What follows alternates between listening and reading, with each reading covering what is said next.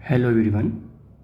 हम लोग इससे पहले के लेक्चर में जो बात किए थे वो बात थी सेंटर ऑफ कर्वेचर के बारे में। तो फर्स्ट पॉइंट मेरा था सेंटर ऑफ कर्वेचर, जो कि हमने आपको लेक्चर सेकंड में बताया कि technical term related to the lens. और सेंटर ऑफ कर्वेचर बताया। सेंटर ऑफ कर्वेचर क्या होता है कि किसी भी इस लेंस का जो स्फेरिकल सरफेस होता है उस स्फेरिकल सरफेस के सेंटर को ही सेंटर ऑफ कर्वेचर बोलते हैं। इसे सी से रिप्रेजेंट करते हैं। और फिर अब आपको यहीं पर चाहें तो हम यहीं पर बता दें, और नहीं तो हम अलग डायग्राम भी बना सकते हैं। देखो, अगर मैं यहीं पर बताने की कोशिश करता हूँ तो मैं क्या करूँगा कि ये जो P से C को जो लाइन मिल रही है, ये जो लाइन मिल रही है और ये जो लाइन मिल रही है ऐसे, इसी को ये PC1 और PC2 जो है, ये PC2 है और जो PC1 है, इसी को हम क्या बोलते हैं, रेडियस ऑफ कर्वेचर बोलते हैं। इसी को रेडियस ऑफ कर्वेचर बोलते हैं। तो बेसिकली इसमें हम क्या लिखेंगे कि the radius of sphere whose radius of sphere whose part of the lens, part of, ऐसा करो, part is the lens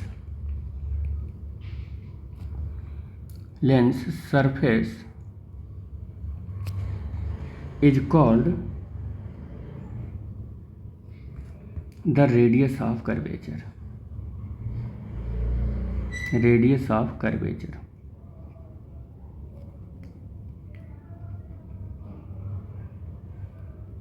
Radius of curvature.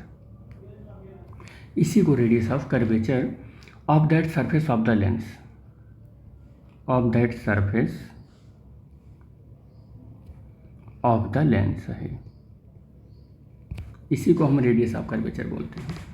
तो अगर मैं एक लेंस बनाऊं ये और एक लेंस बनाता हूं ये, मान लो ये दोनों लेंस बना लिया और ये लेंस कुछ इस तरीके से है, ठीक है। ये लेंस बना लिया हमने, ये कॉन्वेक्स लेंस मान लो बना रहे हैं।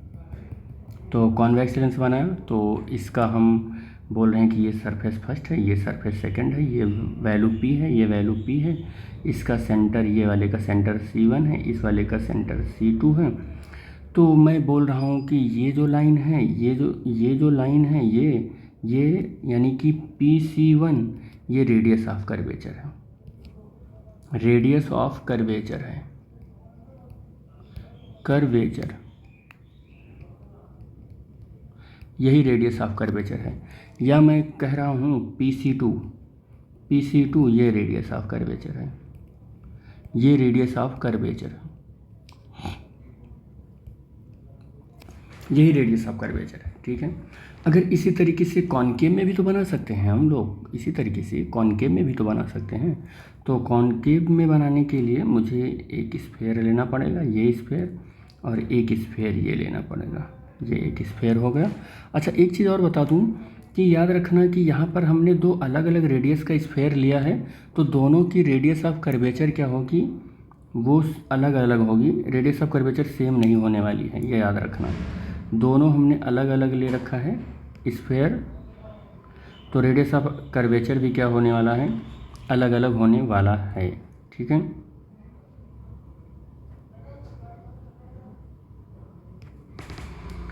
ये हो गया कुल मिला के इस तरीके से, ऐसे ये बन गया। अरे भाई कहाँ चला गया,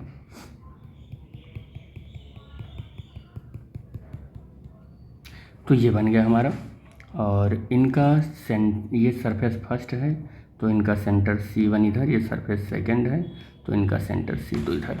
इनका रेडियस ऑफ कर्वेचर क्या है, तो इनका भी पॉइंट मैं ले रहा हूँ। ये P1 पॉइंट है, ये P1 पॉइंट है, और ये क्या है, P2 पॉइंट है, और ये इसका क्या है, P1 पॉइंट है, और ये इसका क्या है, P2 पॉइंट है।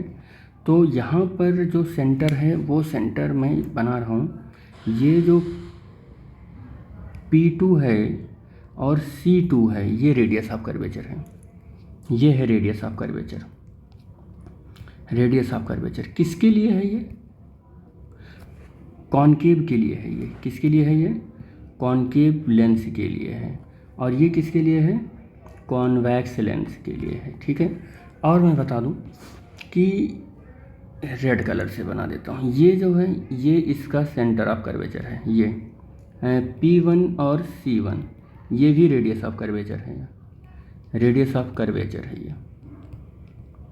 ऐसा नहीं है कि ये यही रेडियस ऑफ कर्वेचर है, इधर वाली लाइन जोड़ेंगे ना तो ये भी रेडियस ऑफ कर्वेचर ही बनेगा, यानी कि P1 C1 ही बनेगा, ये वाली लाइन जोड़ेंगे तो भी रेडियस ऑफ कर्वेचर ही बनेगा।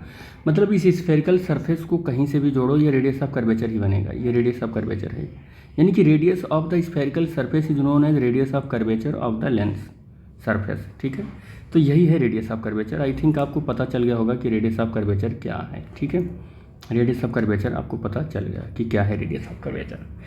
और याद रखना है रेडियस ऑफ कर्वेचर चाहे वो P2C2 हो, P2C2 हो ये वाली, और चाहे वो P1C1 है, ये दोनों इक्वल नहीं है। क्यों इक्वल नहीं है?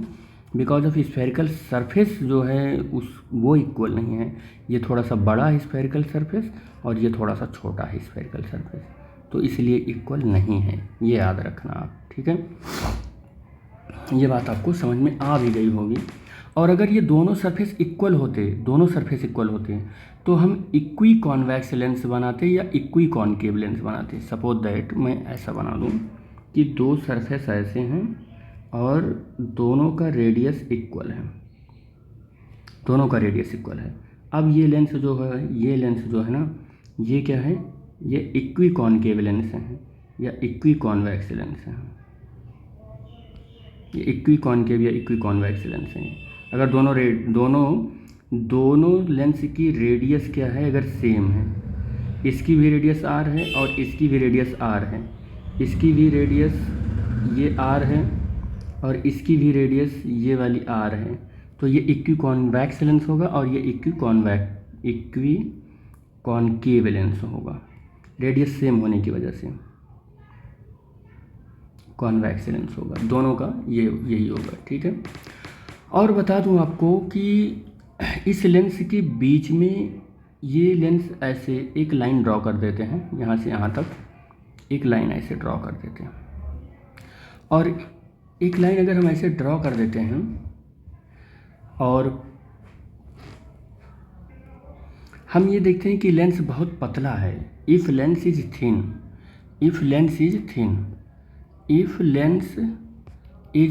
लेंस बहुत पतला है, तो जो हमारा ये PC1 है, ये PC1 जो है ना, ये यहाँ पर मिड पॉइंट पर अगर एक पॉइंट हम मान लें O, तो OC1 के इक्वल होगा, यानी कि PC1 OC1 के इक्वल होगा। कब? When lens is very thin. और इस वाले केस में देखो ये P2C2 है, जो ये P1C1 जो है, यहाँ पर एक मिडिल में एक पॉइंट है O, तो ये किसके इक्वल हो जाएगा?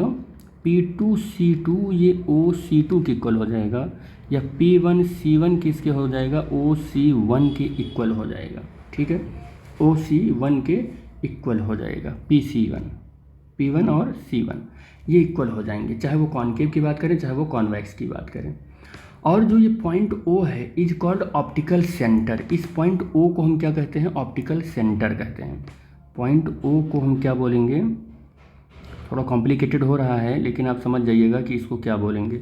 इसको क्या बोलेंगे? ऑप्टिकल सेंटर बोलते हैं, ऑप्टिकल सेंटर बोलते हैं। ठीक है, point O is called optical centre, और यहाँ पर भी यही होगा, इसको क्या बोलेंगे? ऑप्टिकल सेंटर बोलेंगे, ऑप्टिकल सेंटर बोलेंगे। ये ऑप्टिकल सेंटर होगा कहाँ? इस C1 और C2 को आप जब मिला देंगे, ऐसे मिला देंगे ना, तो इस मिलाने के इसी लाइन पर जो ये मिला रहे हैं, इसको तो प्रिंसिपल एक्सिस बोलेंगे। इसको क्या बोलेंगे? प्रिंसिपल एक्सिस बोलेंगे। और इस लाइन के एकदम मिड में यहीं पर O होगा, जिसे हम ऑप्टिकल सेंटर बोल रहे हैं। समझ में आ रही होगी आई होप ये सब बातें।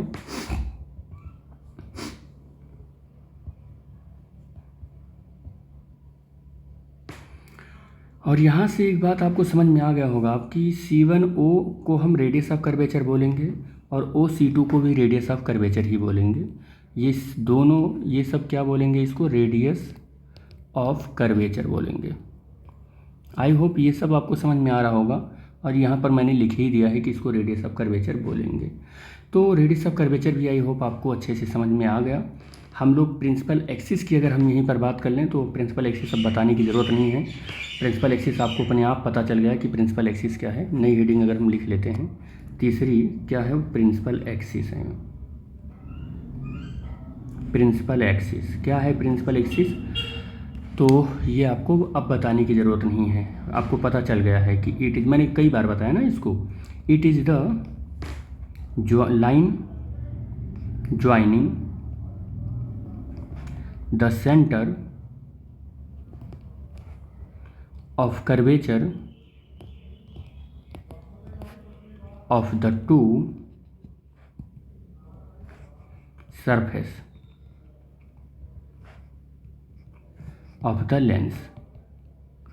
देखो मैं फिर से बता दूं आपको कि मैंने एक ये लेंस बनाया और एक ये लेंस बनाया, और ये वाला फर्स्ट सरफेस, ये सेकंड सरफेस, और यहाँ पर इसको डॉट में कर दें। बार बार ये बनाकर मैं इसलिए बता रहा हूँ ताकि आप कंफ्यूज ना हो और भूले ना कि लेंस के कंडीशन में कौन क्या होता है, वो फिजिकल सिग्निफिकेंस सबको मालूम रहे कि सेंटर ऑफ कर्वेचर क्या होता है, लेंस का रेडियस ऑफ कर्वेचर क्या होता है।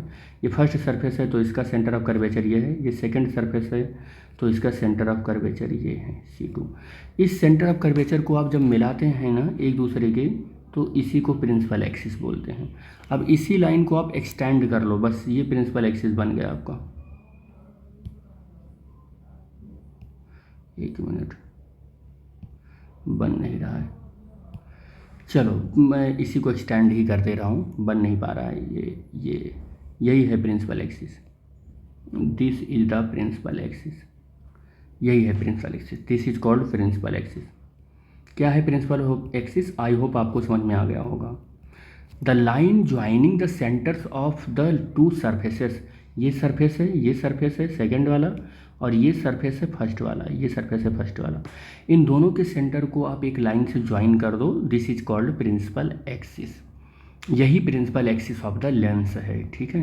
यानी कि C1 and C2 called principal axis, C1 C2 is the principal axis, यही है प्रिंसिपल एक्सिस, ये है प्रिंसिपल एक्सिस, ठीक है। और आप इसको एक्सटेंड कर सकते हो, प्रिंसिपल एक्सिस को एक्सटेंड कर सकते हो, जहाँ तक आपको ज़रूरत पड़े वहाँ तक एक्सटेंड कर सकते हो। लोग पूछते हैं कहाँ तक एक्सटेंड कर सकते हैं इसको, तो आप इसको इनडेफिनेटली आप इसको क्या कर सकते हो, एक्सटेंड कर सकते हो, आइदर साइड कर सकते हो, इधर भी कर सकते हो, इधर भी कर सकते हो, ऐसा नहीं है कि एक लिमिटेड जगह तक ही आप कर सकते हो, ठीक है। तो बस इस लेक्चर में हम यहीं तक रखेंगे, नेक्स्ट लेक्चर में हम बात करेंगे ऑप्टिकल सेंटर का। तो फिर जल्द ही मुलाकात होगा नेक्स्ट लेक्चर में ऑप्टिकल सेंटर टॉपिक के साथ। तब तक के लिए thanks for watching the video, thank you बेटा।